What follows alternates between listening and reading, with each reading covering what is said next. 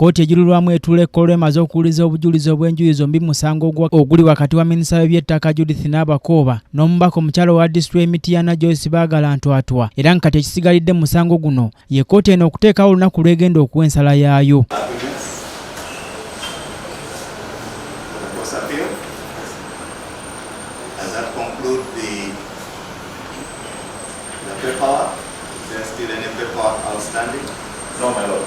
Mu kwogerako ne Bagaala na minisita w'ensonga ez'ebye Judith Nabakooba batubuulidde nga buli kimu bakikwasiza kkooti eno. Mityana ina constituencies nnya.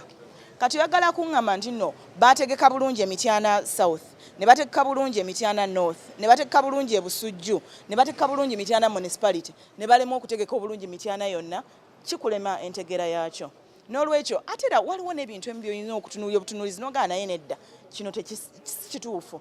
Kwegamba ndowooza nti n'Electoral Commission yo yali ndowooza mu kusooka yali ekirese bulesi kuba yali ekkaanya ne mu nsala eri bagamba nti tewaaliwo kumenya mateeka mu kuteekateeka okulonda.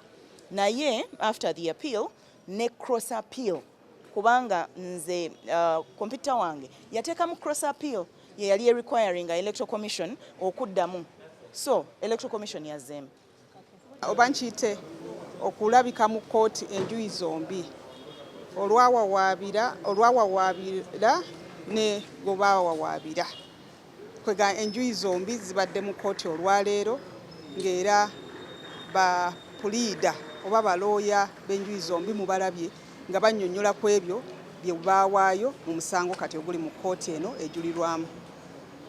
Bajaji batugambye nti bajja kuba batutegeeza olunaku lwe banaawaayo okusalawo kwabwe, naye nze nga nindiridde kulaba nga banyweza High Court kye yasalawo kubanga nkimanyi nti obuwanguzi bwange, siiti yange, mpeereza abantu bange, mbasakire ndabe nti services zituuka ku muntu wa bulijjo. Bannamateeka musango guno nga kuliko Ssaalongeriyasi Lukwago, munnamateeka wa Bagaala, saako n'okeerolye munnamateeka wa Judith Nabakooba bagambye nti bakoze ekisoboka okulaba nga bakuŋŋaanya obujulizi bwonna obw'omusango guno era nga kati essuubi balirese eri kkooti eno. Mu mbeera y'emu era kkooti eno emaze okuwuliza obujulizi bw'omusango gw'ebyokulonda wakati wa Birungi Obusinge Jacqueline ng'ono yajja mu kkooti eno ng'awakanya ensalawo ya kkooti y'Emukono enkulu okakasa Aveyo ku kifo ky'omubaka wa Paalamenti omukyala owa Kayunga. Era kkooti etegeezezza nga bw'egenda okuteekawo olunaku olw'enkomeredde lw'egenda okuweerako ensala eno. Okwogerako ne Nantaba agambye nti omusango guno gumumalira bumalizi budde